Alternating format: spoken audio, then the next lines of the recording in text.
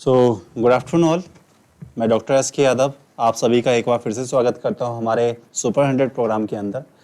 तो डियर, जैसा कि हम लोगों ने कल अपने लेक्चर के अंदर देखा था, जो इकोसिस्टम होता है या फिर कह सकते हैं जो हमारे पास में किसी भी जीव के लिए जो वातावरण होता है उसके अनुभाग क्या क्या होते हैं, क्या क्या उसके हिस्से होते हैं, क्या क्या कंपोनेंट होते हैं।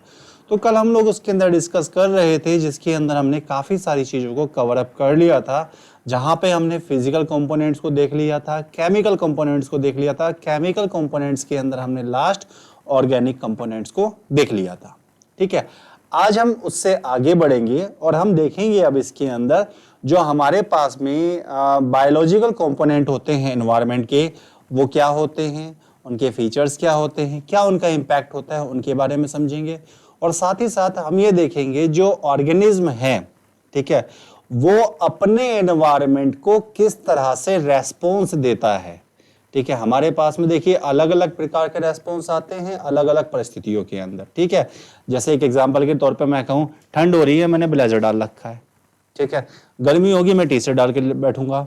ठंड हो रही है, मैं रात को रजाई ओढ़ के सोता हूँ। गर्मी होगी तो मैं रात को क्या पंखा चला के एसी चला के सोऊंगा, है ना। तो ये हमारे क्या है, रेस्पॉन्स है अपने एनवायरनमेंट के प्रति। तो ठीक उसी प्रकार से हमारे पास में ये तो हमारे रेस्पॉन्स है। और जो जीव जंगल में रहते हैं या फिर जो नेचुरल हैबिटाट, बेसिकली हम जंगल नहीं बोलेंगे उसको, नेचुरल हैबिटाट, प्राकृतिक आवास में रहते हैं। हम तो अप्राकृतिक आवास में रहते हैं, मकानों की बिल्डिंग बना रखी है हम लोगों ने। ठीक है, ये अप्राकृतिक है। तो जो प्राकृतिक आवास के अंदर रहते हैं उनका वातावरण उनके ऊपर किस प्रकार से प्रभाव डालता है और उस प्रभाव के प्रति वो किस प्रकार की प्रतिक्रिया देते हैं, उसके बारे में आज हम समझेंगे। तो ज्यादा समय खराब ना करते हुए हम लोग चलते हैं अपने स्मार्ट बोर्ड की तरफ, ताकि अपने लेक्चर को कंटिन्यू कर पाए। तो जैसा कि हम लोगों ने देखा था, इसके अंदर जो हमारे पास में ये अपने एबायोटिक कंपोनेंट हैं वो क्या क्या होते हैं, उनके बारे में थोड़ा सा हम लोग जान लेते हैं। और सॉरी, एबायोटिक कंपोनेंट्स के बारे में तो डियर हम लोगों ने कल देख लिया था। अब हम देखेंगे यहाँ पे जो हमारे पास में बायोटिक कंपोनेंट्स हैं वो क्या होते हैं, क्या उनके फीचर होते हैं। तो चलिए हम लोग जानेंगे यहाँ पे बायोटिक कंपोनेंट्स। ठीक है, तो बायोटिक कंपोनेंट्स के बारे में जान लेते हैं कि बायोटिक कंपोनेंट्स क्या होंगे हमारे। देखिए, बायोटिक कंपोनेंट्स के अंदर वो सारी चीजें आएंगी जिनके अंदर लाइफ प्रेजेंट होगी। क्या होगा, लाइफ होगी। ठीक है, तो ये क्या कहलाते हैं, the living component of environment, the living component of environment. ठीक है, मतलब वातावरण के जीवित अवयव, वातावरण के जीवित अवयव। अब जो हमारे पास में बायोटिक कंपोनेंट है इनको क्लासिफाई किया जाता है। तो जब हम इनको क्लासिफाई करते हैं तो जो बायोटिक कंपोनेंट होंगे हमारे पास, ठीक है, जो बायोटिक कंपोनेंट होंगे ये कितने प्रकार के होते हैं। देखिए यहाँ पे मोटे तौर पर अगर मैं आपसे कहूं तो मेरे पास में जो बायोटिक कंपोनेंट हैं वो 3 प्रकार के आपको देखने को मिल जाएंगे। कौन कौन से, पहले नंबर पे आते हैं प्रोड्यूसर्स। कौन आएगा पहले नंबर पे, प्रोड्यूसर्स। दूसरे नंबर पे आते हैं कंज्यूमर्स, दूसरे नंबर पे कंज्यूमर्स। और आखिरी नंबर पे आते हैं, तीसरे नंबर पे आते हैं हमारे पास डीकंपोजर्स, डीकंपोजर्स। तो ये हमारे पास में 3 कंपोनेंट होते हैं। ठीक है, कौन कौन से, पहला प्रोड्यूसर, दूसरा कंज्यूमर और तीसरा डीकंपोजर्स। तो हम इन तीनों की ही बात करेंगे इसके अंदर। तो एक एक करके थोड़ा थोड़ा इनको समझ लेते हैं और फिर आगे की तरफ हम लोग मूव करते हैं। ठीक है, नोट कर लीजिए फटाफट इनको।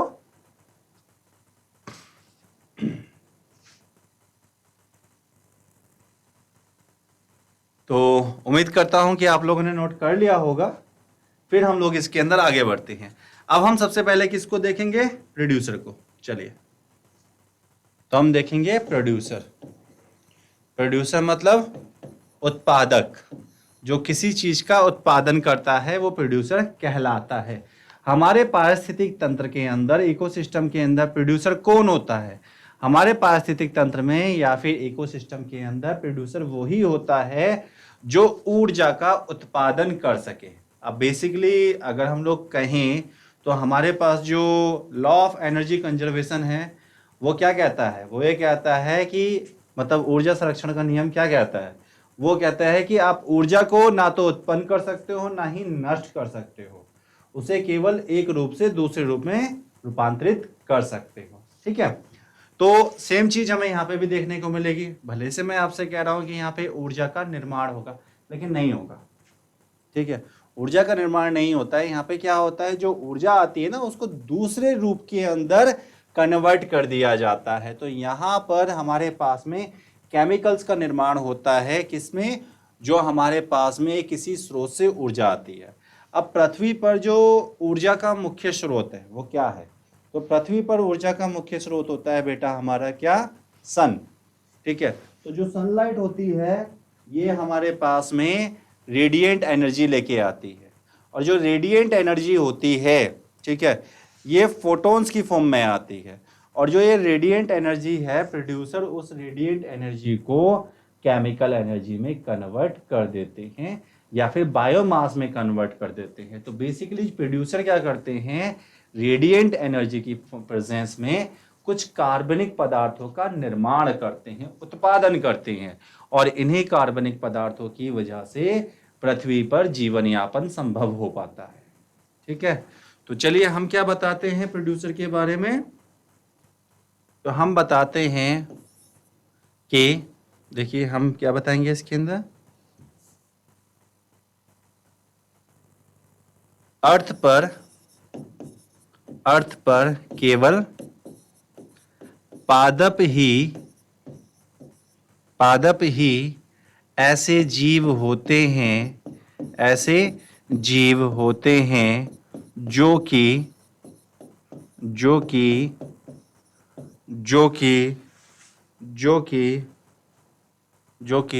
सोलर एनर्जी को कैप्चर करके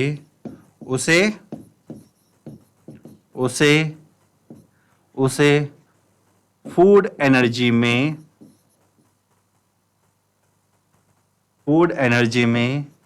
ट्रांसफॉर्म्ड कर पाते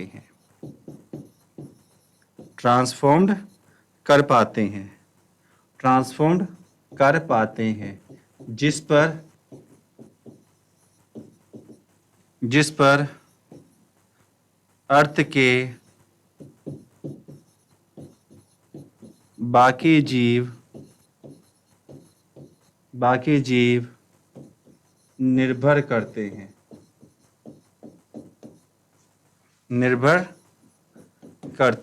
जिस पर बाकी जीव निर्भर करते हैं। इसलिए पादपों को प्रोड्यूसर कहते हैं।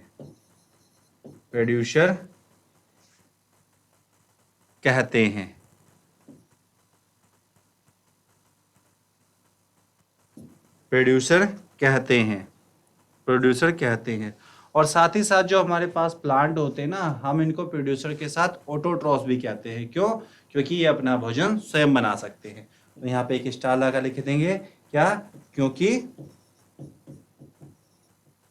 पादप अपना भोजन स्वयं बना लेते हैं,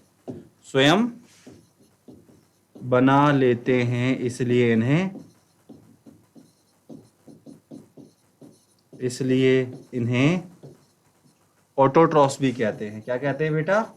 ऑटोट्रॉफ्स भी कहते हैं। ठीक, ऑटोट्रॉफ्स भी कहते हैं। फटाफट नोट करिए इसको, लेट नहीं करना है। ठीक है, चलिए आगे बढ़ेंगे इसके अंदर।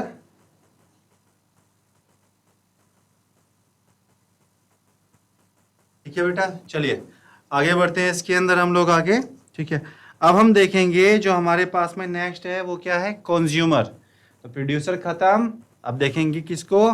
कंज्यूमर क्या होते हैं? Next consumer. अब देखिए कंज्यूमर हमारे पास में वो जीव होते हैं जो अपने आप से अपना भोजन नहीं बना पाते, ठीक है, और अपने भोजन के लिए दूसरों पर निर्भर करते हैं, उनको हम क्या कहते हैं, कंज्यूमर कहते हैं। और कंज्यूमर के अंतर्गत हमारे सभी जंतु सम्मिलित होते हैं, ठीक है। तो क्या होते हैं, ये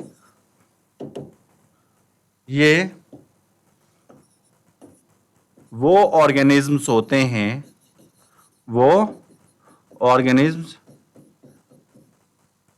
होते हैं जो अपना भोजन स्वयं नहीं बनाते, स्वयं नहीं बनाते हैं, अतः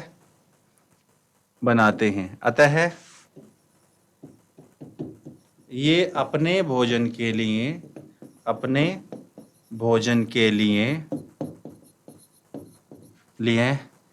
डायरेक्ट अथवा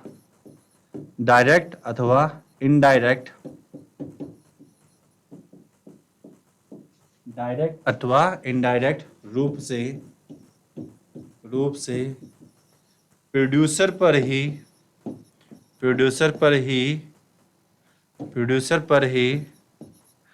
भोजन के लिए निर्भर करते हैं,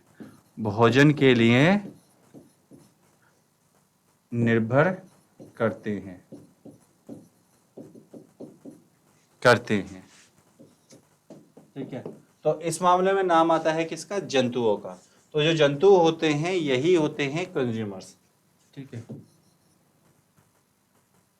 कंज्यूमर्स मतलब उपभोक्ता में जंतुओं को रखा जाता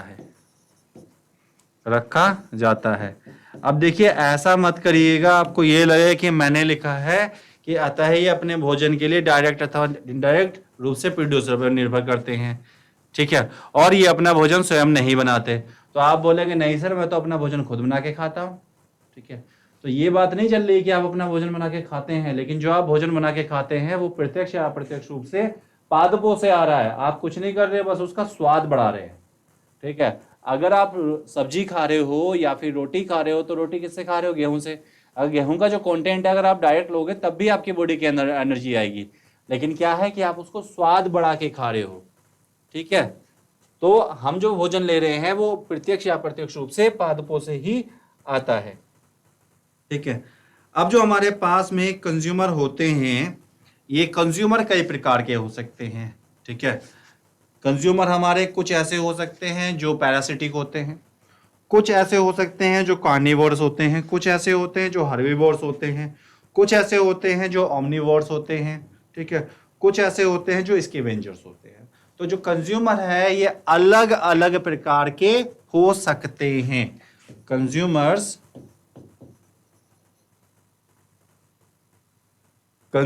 विभिन्न प्रकार के हो सकते हैं। कंज्यूमर्स विभिन्न प्रकार के हो सकते हैं। अब कौन कौन से प्रकार के हो सकते हैं, एग्जाम्पल बता रहा हूं, ठीक है। जैसे हमारे पास में कुछ ऐसे हैं जो हर्बीवोर्स होते हैं। अब हर्बीवोर्स क्या होते हैं, जो केबल किससे, पादपों से अपना भोजन लेते हैं, ठीक है। उसके बाद क्या नाम आता है, उसके बाद आता है हमारे पास कार्निवोर्स। अब कार्निवोर्स कौन होते हैं बेटा, कार्निवोर्स वो होते हैं जो केवल और केवल मांसाहारी होते हैं। हर्बीवोर्स शाकाहारी, कार्निवोर्स मांसाहारी। नेक्स्ट इसके अंदर देखते हैं अगला नाम आता है ओमनिवोर्स। ओमनिवोर्स होते हैं सर्वाहारी। मानव किस में आता है, सर्वाहारी के अंदर, ठीक है। तो देखिए कुछ लोग होते हैं बोलते हैं कि हम नॉन वेज भी खाते हैं, कुछ वेज भी खाते हैं, ठीक है। तो देखिए आप वेज भी खा रहे हो, नॉन वेज भी खा रहे हो, तो इसका मतलब क्या है, आप दोनों चीज को खा रहे हो, तो आप हो गए सर्वाहारी। जैसे अगर मैं आपसे कहूँ आप चिकन खाते हो, हाँ जी, चिकन के साथ क्या खाते हो, रोटी और चावल। तो मतलब रोटी और चावल का उपयोग कर रहे हो साथ में, और चिकन का भी उपयोग कर रहे हो, तो दोनों चीज आ गई। और किसी से मैं कहता हूँ भाई आप क्या खा रहे हो, कि जब बस मैं चिकन खाता हूँ, तो वो जो चिकन खाता है खाली वो क्या हो गया, कार्निवोर्स। अगर मैं कहता हूँ किसी से हर्बीवोर्स में कि भाई तुम क्या खा रहे हो, तो सामने वाला बंदा बोल रहा है मैं तो सिर्फ दाल चावल खाता हूँ या दाल रोटी खाता हूँ या सब्जी रोटी खाता हूँ, तो वो क्या हो गया, हर्बीवोर्स, ठीक है। इसके अलावा क्या होते हैं, पैरासिटिक। अब पैरासिटिक का मतलब क्या हो गया, पैरासिटिक का मतलब ये हो गया जो पैरासाइट की भांति रहते हैं, ठीक है, मतलब किसी दूसरे जीव से अपना भोजन प्राप्त करेंगे और बदले में उसको बीमारियां पैदा करते हैं। और लास्ट आते हैं बेटा इसके अंदर स्कैवेंजर्स। स्कैवेंजर्स क्या होते हैं? सफाई कर्मचारी। जैसे हमारे पास वल्चर्स मतलब गिद्ध हो गए हैं या फिर चील हो गई हैं, ये क्या करती हैं? ये मरे हुए जीवों को भी खाते हैं। जैसे हाइनाज हो गए हैं। देखिए जंगल का वातावरण हम लोगों को सबसे ज्यादा साफ सुथरा मिलेगा। क्यों मिलेगा जंगल का वातावरण सबसे ज्यादा साफ सुथरा? कभी आप वहां नहीं देखेंगे जो घास का मैदान है, आपको बड़ा प्यारा लगेगा, ये तो बड़ा सुंदर सा घास का मैदान है, ठीक है, ये बड़ा हरा भरा जंगल है। आप इंसानों की जगह पे चले जाए जहाँ पे इंसान रहते हैं, वहां पे क्या है? कहीं पे कचरा पड़ा है, कहीं पे नालियां बह रही हैं, किसी जगह पे कोई मरा पड़ा है, ठीक है, किसी ने कोई अपना सामान रखा हुआ है, तो सब जगह आपको गंदगी मिलेगी। और यहाँ तक कि मानव अगर जंगल में चला जाए तो वहां पे भी गंदगी फैलाकर आ जाता है। लेकिन जंगल में प्राकृतिक रूप से आपको ऐसा देखने को नहीं मिलेगा, क्योंकि हर एक ऑर्गेनिज्म को पता है कि उसका इस पारिस्थितिक तंत्र में क्या भूमिका है। और वहीं पे सफाई कर्मचारी का काम करते हैं हमारे स्कैवेंजर्स, ठीक है। और हमारे मोहल्लों में क्या करते हैं उनकी बात करें तो देखिए यहाँ पे क्या होता है, जंगलों के अंदर स्कैवेंजर्स पूरी तरह से सफाई करते हैं। मतलब आपकी हड्डी हो गई है मरे हुए जीव की, या फिर उसकी डेड बॉडी हो गई, उसको बिल्कुल साफ सुथरा कर देंगे, निपटा देंगे, पूरा कुछ नहीं छोड़ेंगे। लेकिन हमारे यहाँ पे क्या करते हैं स्कैवेंजर्स? हमारे मोहल्ले से आएंगे, कूड़ा उठाएंगे, दूसरे मोहल्ले में डाल के आ जाएंगे, दूसरे मोहल्ले से कूड़ा उठा के लेके जाएंगे तो डस्टबिन में डाल देंगे बाहर, वहां से कूड़ा उठा के लेके जाएंगे तो कहीं गार्बेज साइड बना रखी होगी वहां पे डाल देंगे। मतलब उसको ठिकाने लगा रहे हैं, वो नष्ट नहीं कर रहे हैं, ठीक है। और ये प्रॉब्लम है, ठीक है, यही प्रॉब्लम है, ठीक है, यही प्रॉब्लम है। तो इसलिए तो हमारा जो वातावरण है बहुत ज्यादा गंदा रहता है, उनका वातावरण हमेशा साफ सुथरा बना रहता है, ठीक है। चलिए आगे बढ़ते हैं बेटा इसके अंदर अब हम लोग। तो यहाँ पे कंज्यूमर्स होते हैं समाप्त। कंज्यूमर्स के बाद तीसरा नंबर आता है हमारे पास डीकम्पोजर्स का। डीकम्पोजर्स। अब डीकम्पोजर्स क्या करते हैं इनकी बात कर लेते हैं। देखिए जो स्कैवेंजर्स हैं, स्कैवेंजर्स क्या करेंगे? जो बड़े बड़े शरीर हैं उनको हटा देंगे, लेकिन डीकम्पोजर्स क्या करते हैं? जो बड़े बड़े शरीर से बनने वाले अपशिष्ट पदार्थ होते हैं उनको भी नष्ट करते हैं। तो डीकम्पोजर का मुख्य काम होता है पूरी तरह से अपघटन कर देना। हमारा जो निर्माण हुआ है उसके अंदर हम कहते हैं कि हमारे अंदर पाए जाते हैं क्या? आपके जैव अणु या फिर ऑर्गेनिक मटेरियल, कार्बनिक पदार्थ। लेकिन ये जो कार्बनिक पदार्थ हमारे शरीर में पाए जाते हैं ये किससे मिलकर बने हैं? ये मिलकर बने हैं हमारे अकार्बनिक पदार्थों से, ठीक है। और जो भूमि है हमारी, ठीक है, जो सॉइल है, सॉइल क्या है? यही होता है सोर्स ऑफ इनऑर्गेनिक मटेरियल्स, ठीक है, यही हमारे अकार्बनिक पदार्थों का स्रोत होता है, ठीक है। तो होता क्या है बेटा कि अगर आपके पास में 10 किलो चीनी रखी है और आप उसमें से 2 चम्मच चीनी कंज्यूम करते हो, अगर आप डेली 2 चम्मच चीनी कंज्यूम करते हो तो धीरे धीरे क्या होगा, एक दिन ऐसा आएगा कि सारी चीनी खत्म हो जाएगी। इसी चीज का ध्यान रखा जाता है प्रकृति के अंदर, क्योंकि कुछ भी अनियमित नहीं है, हर चीज की एक लिमिट है। अगर आप कुछ ले रहे हो तो बदले में आपको देना पड़ेगा, नहीं दोगे तो वो खत्म हो जाएगा, ठीक है। तो जैसे हम क्या करते हैं, अगर हम बैंक की बात करें तो बैंक में से पैसे तभी निकाल सकते हैं ना जब आपने जमा किए होंगे। तो मतलब पहले अगर आपको बैंक से पैसे निकालने थे तो उससे पहले आपको बैंक में पैसे जमा करने पड़ेंगे। अपने आप से ऐसा नहीं है कि आपने अकाउंट खुलवा लिया, पहुंच गई चेक बुक लेके मेरा 10 लाख का चेक है कैश कर दो, तो जो बैंक वाला है ना आपको बाहर निकाल देगा, तो बोलेगा पहले 10 लाख रुपए जमा तो करो। तो उसी प्रकार से अगर हमें कुछ चाहिए प्रकृति से तो बदले में देना भी पड़ेगा। क्यों? क्योंकि सोर्सेज जो होते हैं हमारे ये अनलिमिटेड नहीं होते हैं, ठीक है। तो उसी चीज के ऊपर जो है डिकम्पोजर्स काम करते हैं। जब कोई जीव किसी स्थान पर जन्म लेता है और उस स्थान पर वृद्धि करता है तो उस स्थान के वातावरण से मिलने वाले विभिन्न प्रकार के खनिजों को, लवड़ों को, और जो हमारे पास में आयंस वगैरह होता है, जो हमारे पास में एलिमेंट्स वगैरह होते हैं, जो हमारे पास तत्व होते हैं, उनको कंज्यूम करता चला जाता है। और जब उसकी मृत्यु हो जाती है तो मृत्यु के बाद डीकम्पोजर्स का काम होता है कि जितने भी उसने आयंस, मिनरल्स, लवण लिए थे उन सबको वापस करे वो, ठीक है। तो डिकम्पोजर्स क्या करते हैं बेसिकली, ये डेड और डिकेइंग एनिमल और प्लांट को पूरी तरह से डिकम्पोज कर देते हैं, ठीक है। और क्या करेंगे, जो न्यूट्रिएंट होते हैं उनको एनवायरनमेंट में वापस भेज देते हैं, ठीक है। तो चलिए इसको भी बता देते हैं, क्या बता देते हैं हम, ठीक है। ये डेड प्लांट्स अथवा एनिमल बॉडी पर फीड करते हैं। क्या करते हैं, फीड करते हैं, ठीक है। इसके अंतर्गत कौन शामिल होता है, देखिए इसके अंतर्गत शामिल होते हैं सूक्ष्म जीव, जैसे कवक, जैसे जीवाणु, ठीक है। इसके अंतर्गत, ठीक है, सूक्ष्म जीव, या एक सेकंड, इसके नहीं करते इसमें, इनमें माइक्रोब्स को सम्मिलित किया जाता है, माइक्रोब्स को सम्मिलित किया जाता है, तो इसके अंदर सम्मिलित हो जाते हैं हमारे सूक्ष्म जीव, ठीक है। एग्जाम्पल की अगर मैं टाइप पे बात करूं तो जैसे फंजाई क्या हो गया बेटा, कवक, तथा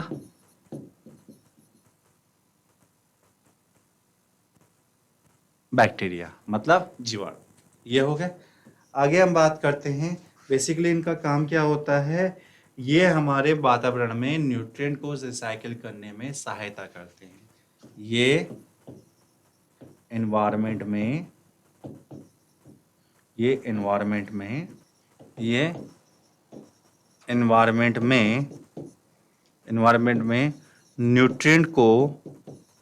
न्यूट्रिएंट्स को रिसाइकिल करने का कार्य करते हैं, रिसाइकिल करने का कार्य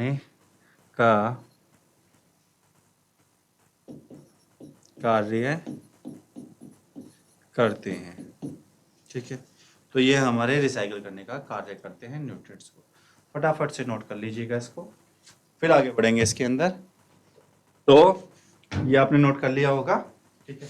अब हम डियर बात करेंगे यहाँ पर, ठीक है, कि जो हमारे पास में, अब इसके अंदर हम देखेंगे जो हमारे पास में आगे जो जीव होते हैं उनका अपने वातावरण के प्रति किस प्रकार का रेस्पॉन्स आता है, हम उसको यहाँ पर समझेंगे। तो चलिए देख लेते हैं responses of organism to the environment, ठीक है। अब एनवायरनमेंट के अंदर मुख्य रूप से हमारे पास जो बात करेंगे, हम यहाँ पे बात करेंगे एबायोटिक फैक्टर की।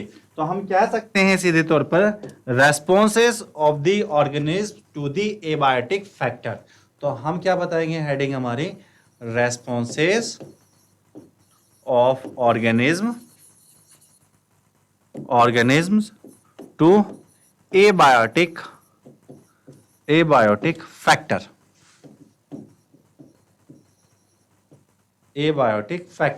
ठीक है। एबायोटिक फैक्टर के लिए जीवों का प्रतिक्रिया, तो जीवों की प्रतिक्रिया किस किस प्रकार की होती है उसकी हम बात करेंगे।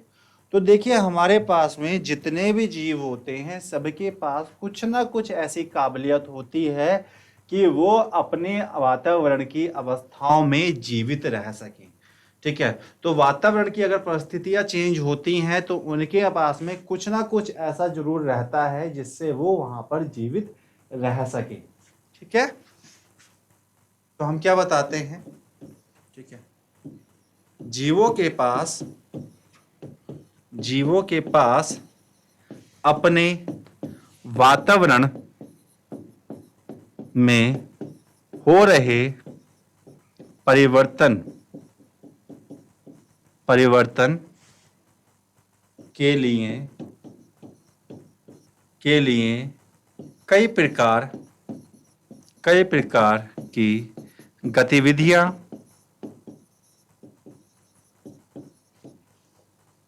गतिविधियां करने की क्षमता होती है, क्षमता होती है ताकि वो या फिर ताकि की जगह कर देंगे जिससे वो इन परिवर्तित अवस्थाओं में भी जीवित रह सके।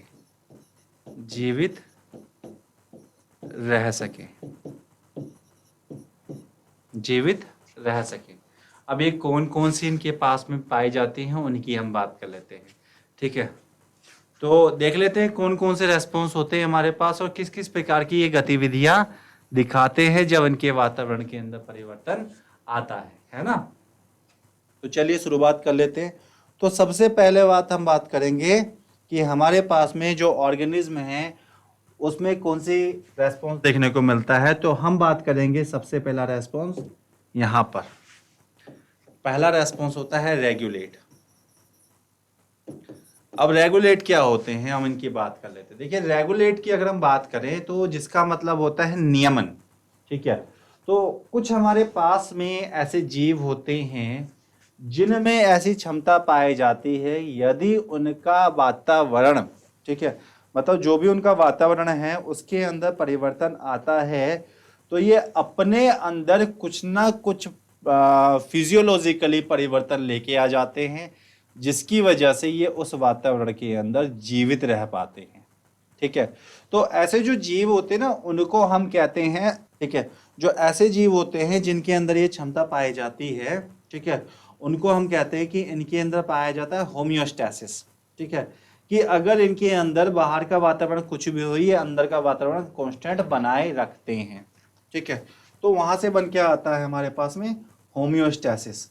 ठीक है, अब जो आंतरिक वातावरण है इसके अंदर मैं एग्जांपल लेके चलूंगा, जैसे कि हम अपने बॉडी टेम्परेचर को 37 डिग्री सेंटीग्रेड पर हमेशा मेंटेन करते हैं, चाहे टेम्परेचर आपका 4 डिग्री हो चाहे टेम्परेचर बाहर का 40 डिग्री हो, तब भी हमारे शरीर का आंतरिक तापमान हमेशा 37 डिग्री सेंटीग्रेड पर ही बना रहेगा। ठीक है, तो हम क्या बताते हैं कि कुछ जीवों में क्षमता होती है कि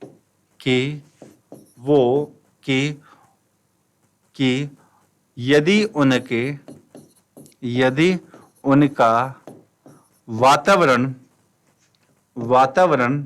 उनका वातावरण की जगह पे हम करते हैं बाह्य वातावरण, यदि उनका बाह्य वातावरण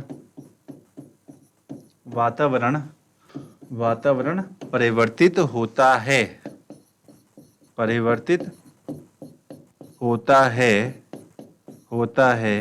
उसके बाद भी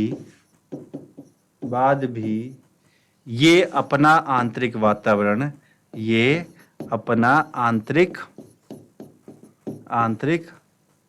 वातावरण एक समान बनाए रखते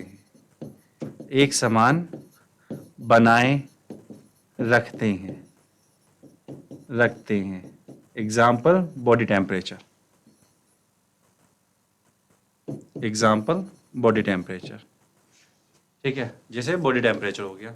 ठीक है, अब यहाँ पे हम बात करें तो ये जो घटना हमने बताई है कि ये अपना आंतरिक वातावरण एक जैसा बनाकर रख पाएंगे, ये घटना कहलाती है होमियोस्टैसिस।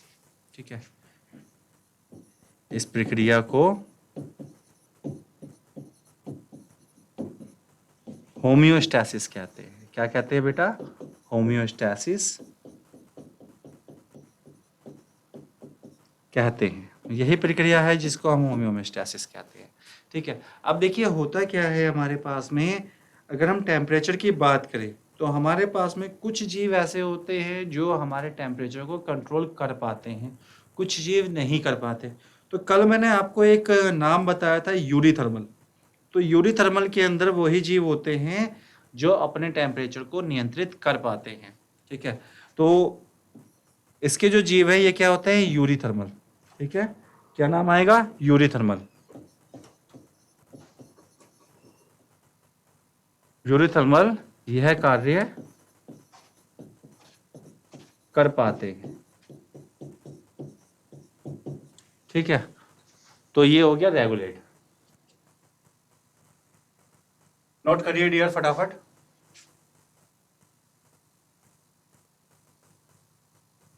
तो चलिए, उम्मीद करता हूं कि आपने ये नोट कर लिया होगा। ठीक है, अब हम इसमें आगे बढ़ते हैं और आगे का देखते हैं। ठीक है, तो ये जो जीव हैं इनको हम एक नाम और देते हैं, क्या कहते हैं? कन्फॉर्मर। ठीक है, इस प्रकार के जीवों को इस प्रकार के जीवों को रेगुलेटर, क्योंकि ये रेगुलेट कर पाते हैं, रेगुलेटर कहते हैं। ठीक है, अब यहां पे हम देखेंगे नेक्स्ट जो आएगा वो होगा कन्फॉर्मर। तो पहला तो हो गया हमारा क्या? रेगुलेट। दूसरा क्या आएगा अब हमारे पास? कन्फॉर्म। और जीव क्या हो जाएंगे? कन्फॉर्मर। दूसरा रेस्पॉन्स हो जाएगा डियर हमारा कन्फॉर्म। तो कन्फॉर्म क्या रेस्पॉन्स होता है? तो ये ऐसा रेस्पॉन्स है जो जीव है ना वो बेचारा कुछ नहीं कर पाता। मतलब हमारे पास में अगर जीव के बाहर का वातावरण परिवर्तित हो रहा है तो जीव के पास में ऐसा कुछ भी उपस्थित नहीं है कि वो अपने आंतरिक वातावरण को परिवर्तित कर सके। तो ऐसे जीव, ठीक है, जो अपने आंतरिक वातावरण को बाह्य वातावरण के साथ सम्मिलित कर देते हैं, तो ऐसे में क्या होगा? यदि बाहर का टेम्परेचर हाई जा रहा है तो अंदर का टेम्परेचर भी हाई जा रहा है, और अगर बाहर का टेम्परेचर कम हो रहा है तो अंदर का टेम्परेचर भी कम ही होगा। ठीक है, तो ये समस्या आती है हमारे इन जीवों के साथ में। तो ऐसे जीव जो अपने बॉडी के अंदर ये चीजें नहीं कर पाते उनको हम कन्फर्म कहते हैं। ठीक है, तो ऊपर वाला जो हमने बताया था इसके अंदर अगर मैं आपको एग्जाम्पल बताऊं जो रेगुलेट है, तो रेगुलेट के अंदर एग्जाम्पल में क्या आ जाएगा? जैसे बर्ड्स, कौन आ जाएंगे? बर्ड्स। इसके अलावा जैसे मैमल्स। ठीक है, जैसे मैमल्स। तो बर्ड्स और मैमल्स इसका एग्जाम्पल हो गए। अब हम इनकी बात कर लेते हैं। तो जो हमारे पास पृथ्वी पर पाए जाते हैं ना उसमें ज्यादातर 99% हमारे पास ऑर्गेनिज्म ऐसे होते हैं जो अपने आंतरिक वातावरण को मेंटेन नहीं कर पाते। ठीक है, तो हम क्या बताते हैं? 99%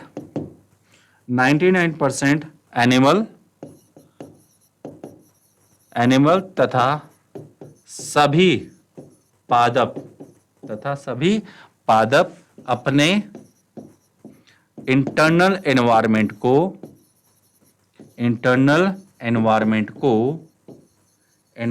को एक जैसा बनाए रखने में असक्षम होते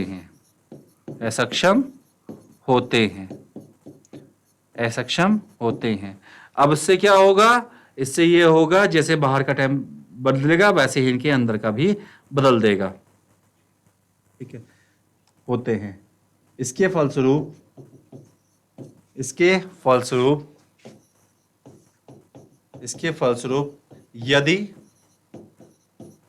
यदि बाह्य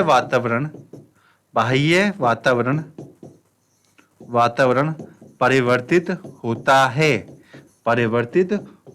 है तो तो तो तो इंटरनल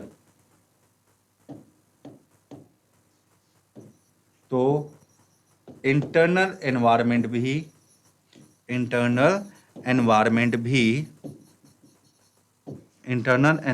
भी परिवर्तित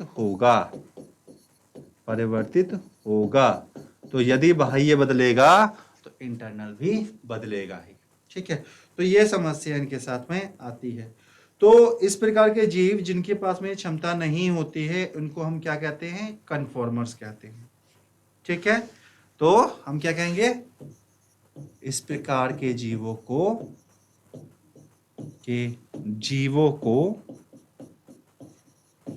कन्फॉर्मर्स कहते हैं। क्या कहते हैं डियर? कन्फॉर्मर्स। इनको हम क्या कहते हैं? कन्फॉर्मर्स। तो ये कन्फॉर्मर्स होते हैं। ठीक है, चलिए एक मैं आपको छोटा सा चार्ट बना के दिखाता हूं। ठीक है, इसके अंदर हम लोग थोड़ा सा समझ पाएंगे कि क्या अंतर होता है कन्फॉर्मर्स और रेगुलेटर्स के ऊपर। चलिए देख लेते हैं।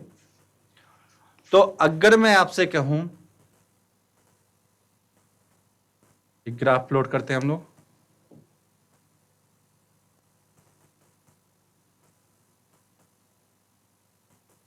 ठीक है, अब इस ग्राफ में हम क्या करते हैं, देखिए ठीक, पहले हम बता देते हैं यहां पर इस तरह से कुछ पॉइंट्स बना लेते हैं। मान लीजिए मैंने ये कुछ पॉइंट्स बना लिए हैं, ऐसे इधर की तरफ कुछ पॉइंट बना लेते हैं। तो ये मेरे पास में हम एक ग्राफ को प्लॉट बनाते हैं। ठीक है, इस ग्राफ को प्लॉट करते हैं।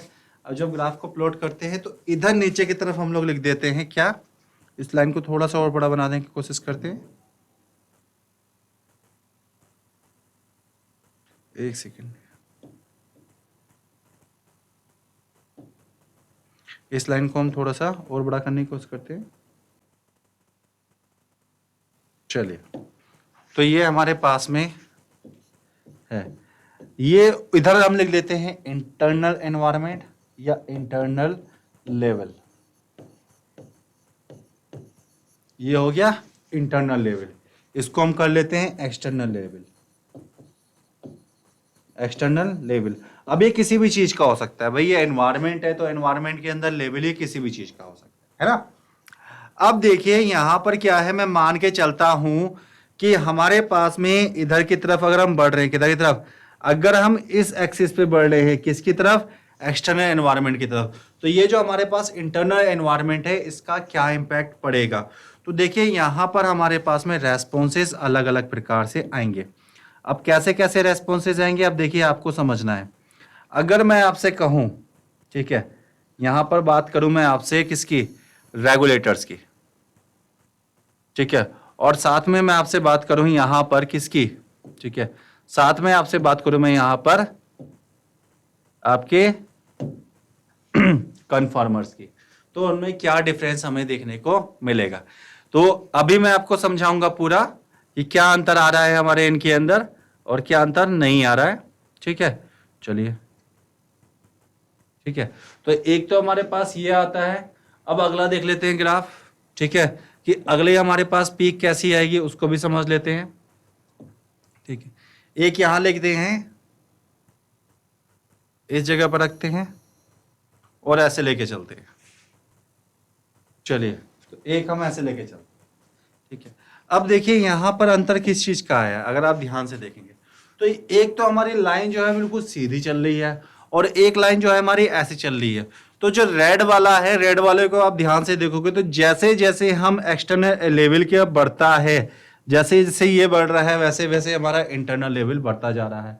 तो ऐसे में हमारे पास जो प्लॉट बन के आएगा वो कैसा बन के आएगा, वो सीधा प्लॉट बन के आ गया हमारे पास ना, कि लाइन बिल्कुल सीधी चलती जा रही है, दोनों में कोई अंतर नहीं हो रहा। वहीं अगर हम लोग बात करते हैं हमारे रेगुलेटर्स की, तो रेगुलेटर्स में क्या हो रहा है, हमारे पास में इंटरनल एनवायरनमेंट कांस्टेंट बना हुआ है, तो इसलिए यहाँ पे इस चीज का हमें डिफरेंस देखने को मिलता है। ठीक है, अब कई बार क्या होता है हमारे पास में एक चीज और पूछ ली जाती है, जो एग्जामिनर है, अब देखिए मूड पे तो कुछ भी नहीं कह सकते उस बेचारे का कैसा हो जाए, तो इसके अंदर ना हमारे पास एक सिचुएशन और आती है। अब वो सिचुएशन क्या आती है मैं आपको अभी समझाता हूं। ये देखिए, ठीक है, तो अब यहां पे हमारे पास क्या है, तीन आपके पास में रेखाएं हैं, तीन रेखाएं आपको दिख रही होंगी स्क्रीन पर, तीन रेखाएं आपको दिख रही होंगी। अब देखिए इन तीन रेखाओं में आपको क्या क्या देखने को मिल रहा है। ठीक है, सबसे पहले चीज, ये ब्लू वाली जो रेखा है ये बिल्कुल स्ट्रेट जा रही है, तो ये जो ब्लू वाली रेखा है ये किसको रिप्रेजेंट करती है, ये रिप्रेजेंट करती है रेगुलेटर्स को। किसको रिप्रेजेंट कर रही है ये, रेगुलेटर्स को, जिनके अंदर रेगुलेशन चल रहा है, मतलब बाह्य वातावरण कुछ भी हो, आंतरिक वातावरण हमेशा एक जैसा बना रहेगा। वहीं हम बात करें जिनका बाह्य वातावरण के साथ साथ आंतरिक वातावरण चेंज हो रहा है, ये क्या हो गए, कन्फॉर्मर्स। क्या हो गए डियर, ये कन्फॉर्मर्स, ये कन्फॉर्मर्स कहलाते हैं। वहीं हम बात करें जो हरी वाली लाइन है, ये हरी वाली लाइन क्या दिखा रही है कि भाई जब टेम्परेचर या कोई भी चीज बहुत ज्यादा कम थी तो इंटरनल एनवायरनमेंट भी बहुत ज्यादा कम था, लेकिन जैसे जैसे वो बड़ा एक पर्टिकुलर पॉइंट पर, तो हमारे पास में जो चीजें हैं एनवायरनमेंट के साथ चेंज होती गई, लेकिन उसके पश्चात हमारे जो हो एनवायरनमेंट के परिवर्तन आने पर उनमें कोई परिवर्तन नहीं आ रहा था। तो ये क्या कहलाते हैं? ये कहलाते हैं पार्शियल रेगुलेटर्स। तो जो लाइन है ये कहलाएगी पार्शियल रेगुलेटर्स, पार्शियल रेगुलेटर्स। ठीक है, चलिए, तो ये था हमारे पास में। फटाफट से आप लोग इसको नोट करिए ग्राफ को। उम्मीद करता हूं कि ये आपको ग्राफ समझ में आया होगा। ठीक है, आप इसको फटाफट से नोट करिएगा। आपकी एनसीईआरटी में भी दिया हुआ है, ये बहुत इंपॉर्टेंट है आप लोगों के लिए। जल्दी जल्दी नोट करिएगा। ठीक है, चलिए नोट करिए। तो डियर, उम्मीद करता हूं कि आप लोगों ने इसको नोट कर लिया होगा, है ना।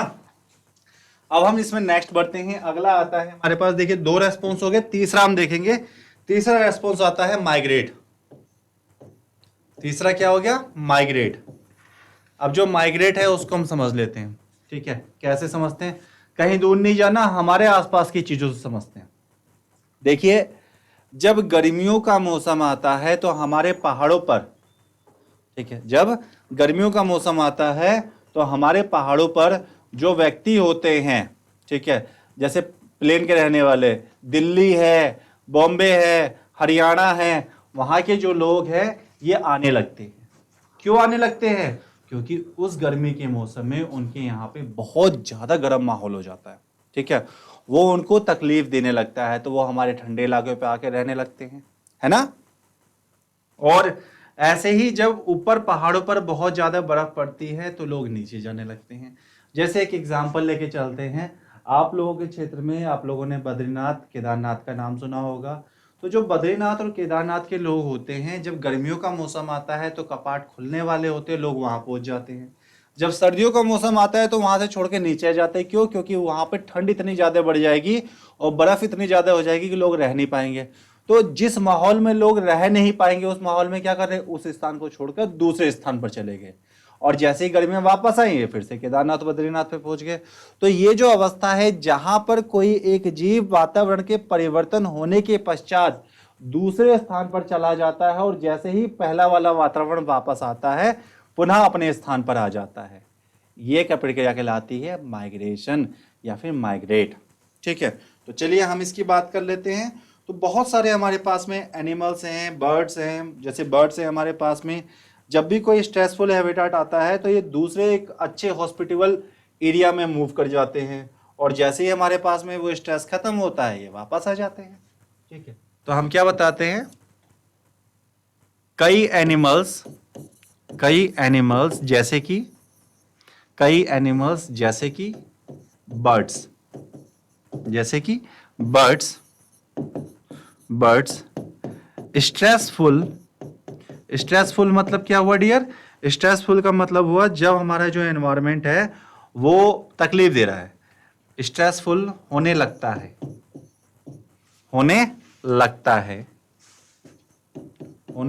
है, उस दौरान ये किसी और बेहतर रहने योग्य स्थान पर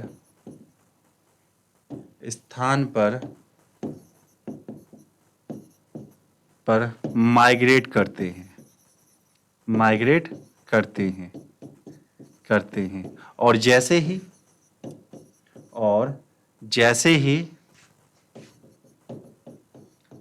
ही वातावरण पुनः सामान्य हो जाता है, सामान्य या फिर अनुकूल, या फिर क्या बोल देंगे इसको? अनुकूल हो जाता है, ये पुनः वापस आ जाते हैं।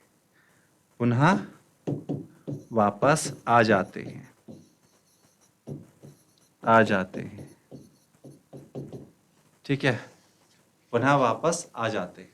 तो ये क्या हो गए? ये हमारे बन गए माइग्रेट करने वाले।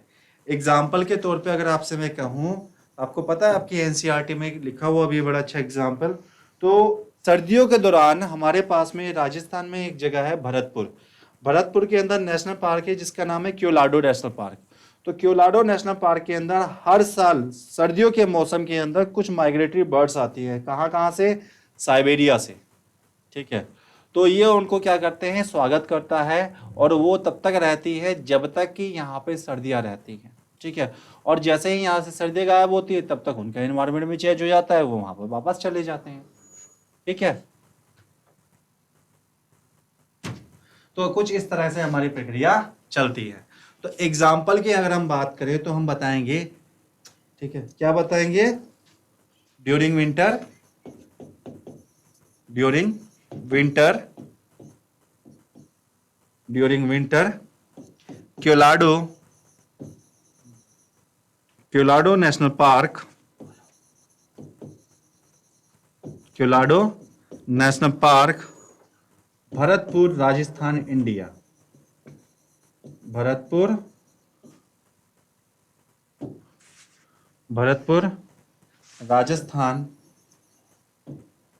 Rajasthan India, India hosts, hosts migratory birds, migratory birds coming from, birds coming from Siberia, from Siberia। ठीक है, तो चाहे तो आप इसको हिंदी में कर सकते हैं। ठीक है, इस सर्दियों के मौसम में भरतपुर राजस्थान इंडिया में उपस्थित क्योलाडो national park, Keoladeo national park में साइबेरिया से कई माइग्रेटरी बर्ड्स आती हैं, कई माइग्रेटरी बर्ड्स आती हैं। ठीक है, ये हो गया। नेक्स्ट हम बात करते हैं इसके अंदर सस्पेंड। ठीक है, नेक्स्ट आ जाएगा हमारे पास सस्पेंड। तो जो सस्पेंड है उसको हम देखेंगे कल। अभी हम लोग अपने लेक्चर को करते हैं यहाँ पे समाप्त। ठीक है, उम्मीद करता हूँ कि आप लोगों को ये समझ में आया होगा, उम्मीद करता हूँ कि ये आप लोगों को समझ में आया होगा। ठीक है, तो जो हमारे बाकी बचा हुआ पोर्शन है हम उसको कल डिस्कस करेंगे। ठीक है, और देखिए ये जो चैप्टर है ये आपके एग्जाम के लिए बहुत इंपॉर्टेंट है, ना केवल आपके 12th के लिए, नीट के लिए भी बहुत इंपॉर्टेंट होता है। इकोलॉजी से भी बहुत अच्छे अच्छे क्वेश्चन पूछे जाते हैं, तो ध्यान से पढ़िएगा, समझ के पढ़िएगा। कोई दिक्कत आए तो यहाँ पे आप मैसेज कर दीजिएगा, हम आपके उन प्रश्नों के आंसर देंगे। तो मैं आज का लेक्चर यहीं पे समाप्त करता हूँ और आप सभी लोगों से विदा लेता हूँ। आशा करता हूँ आप लोग स्वस्थ रहेंगे, सेफ रहेंगे। Good luck.